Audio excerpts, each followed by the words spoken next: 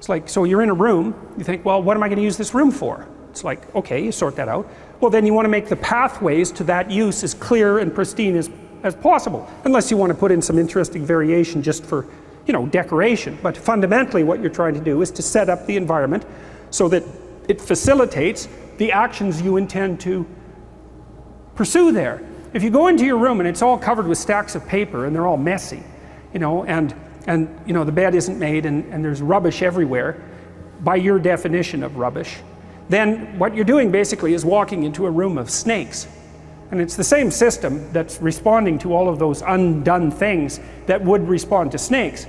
You know, not like a cobra that's right beside you, but it's the same damn circuitry. It's the circuitry that responds to chaos. It's the circuitry that responds to the dragon of chaos that makes you uncomfortable in a room like that.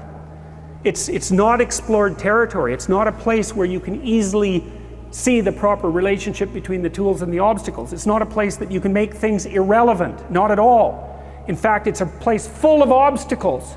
Well, how are you going to be comfortable in a room like that? It's full of things that get in the way of your goals. You're going to be nervous in there all the time. So it's like it's full of envelopes that you haven't opened, and most of them have bad news in them. You're not going to be comfortable in a room like that. You think, well, can't you just ignore those envelopes? It's like, well, it's a stupid way of looking at it. So, promise produces hope / pleasure, curiosity, all the incentive reward related emotions sort of fit in that box. And then undesired outcomes produce threat. They're threats, and they produce anxiety. But that's not even exactly right. That's in an elementary discussion of the role of comparator systems in the brain, which we'll talk about in more detail. The general notion is that the violation of an expectation produces anxiety. And that's a pretty good model. And it's got some support from the psychophysiological, pharmacological literature, because if you give animals anti-anxiety agents like benzodiazepines or alcohol or barbiturates, they do respond less to the violation of, quote, expectancy. It does dampen the response. But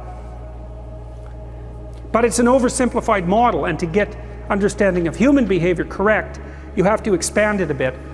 It isn't precisely that unpredicted outcome is a threat and it produces anxiety. It's that unpredicted outcome makes the irrelevant relevant, and it produces an undifferentiated emotional and motivational state. It's a better way of thinking about it, because it isn't just that you don't just get anxious, for example. If something goes wrong, you get anxious, you get angry, you get curious, you get frustrated, you get depressed. Like, it's a whole bursting forward of emotions and motivational states. And that's because when something doesn't work the way it's supposed to, even when you just encounter an obstacle, it means that the way that you're construing the landscape is wrong in some manner. And you don't exactly know what you're going to have to do in order to fix that, unless it's a very trivial violation. And you know, it's one that you know immediately how to redress. Like if I'm, again, so I come around the corner and I look at that chair and I'm annoyed because it's in the way. You might think, well, how annoyed should I get? And the answer should be something like, your annoyance should be in proportion to the amount of time and energy it will take to move that chair. Right? Because that's kind of like a proper perception. So it's like, I should be that annoyed. I should be annoyed enough so that I've indexed doing that. Because that does actually take some time and energy, and that actually has a cost, and the fact that I have to pay that cost should be signified by something, because otherwise I wouldn't be sensitive to costs. And so the annoyance, if it's in proportion to the effort, is exactly indexed properly. Now, often, unfortunately, you don't know how to index.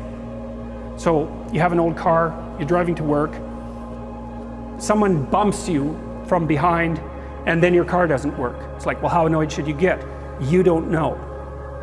That's a problem. And so then all of a sudden a bunch of things that were irrelevant, which is the whole damn car, poof, become relevant. Plus you have to deal with this person that just ran into you, and what are they like? Well, they're stupid enough to run into you, so you don't know what else might be wrong with them, and maybe they're going to be a bunch of trouble, and you have to get their insurance information, and now you're on the side of the road and you don't know if you're going to go to work. And so that's when your emotions can unravel, because they're trying to compute the effort and time you're going to have to take in order to rectify this, and the span, what do you call it, the domain that is opening up as a consequence of the problem isn't easy to map. And so you get stressed. And you go home and you say, I had a stressful day. And the person says, what happened? Well, someone hit me on the highway. And they go, oh, that's terrible. They figure that out. It's like, well, I was in this little map. It was only this long. I was just going from here to here. And all of a sudden, poof!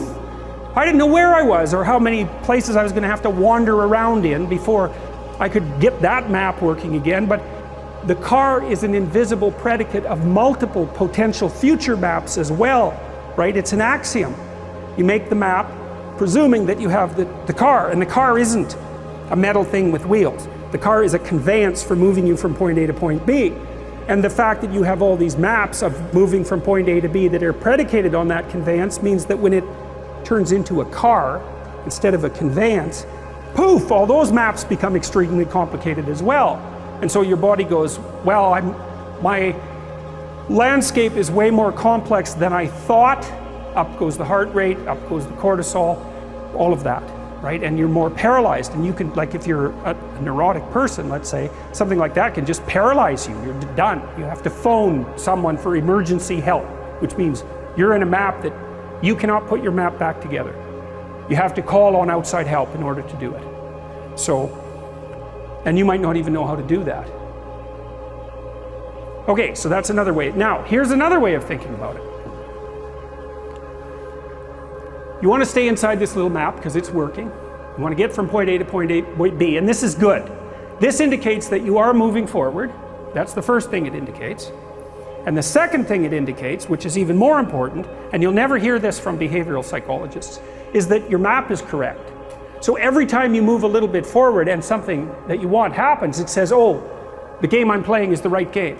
And so not only does the reward indicate progress, it indicates that the frame within which progress is being calculated is the right frame. And that's good because it's the frame that makes things irrelevant. And you want them to stay irrelevant. So if you don't move forward and you start to question the frame, that's way worse than merely not moving forward. You get a bad exam grade. What do you think? What the hell am I doing in university anyways? It's like, probably that's not the first place you should go with that piece of information. And you think, well, why? Why is that worse? Well, as far as I can tell, your map of you as a university student is a comprehensive representation. It tells you what you should do every day. It kind of tells you where you're going in the future. And if something emerges as an anomaly, you get a worse grade than you expected. And you blow that whole map, it's like, okay, what have you been doing for the last 4 years? What kind of high school student were you? How clueless are you about how you're arranging your future? What's your identity going to be if you're not going to be a student?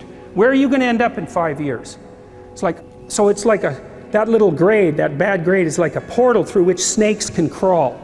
And that's exactly how you respond to it, especially if you open the door too much. Well, maybe this means that I shouldn't be in university. Well, one of the rules is you want to constrain the anomalous event to the minimal necessary domain. It's really, really important. You want to do that when you're arguing with your partner, which you'll do all the time. We have an argument. Well, I should never have married you. It's like, no, that's not the first response. That's a bad response. Or here's a really good one. You've always done that sort of thing, and you always will. It's like, oh, good, great. It's like the only answer to that is to hit someone. Because like you're done, right? You're like that, you've always been like that. There isn't a chance that you can be repaired and none of it is acceptable. It's like the person's going to fight with you right away because what else are they going to do? So what you want to do is you want to minimize, it isn't rationalization. You want to say, okay, this person did something that disrupted our joint map. Okay, what's the smallest possible thing they could do to put it back together? And you have to know. Well, we need to make a plan so you don't do it again. Or we need to have a discussion so that you know that it wasn't a good thing to do. But I'm not going to go after your whole character. I'm going to say, when I come home and you're watching TV, just come to the door and say hello. Not, don't you love me? Or something like that. It's like, no, you just have to walk to the door and like give me a hug or something. And then that's good enough. And so then the other person might be able to tolerate that much corrective information, maybe, if you're kind of nice about it, and you also understand that they're probably going to have something equally horrible to say about you in the next 15 minutes because you're going to do something stupid.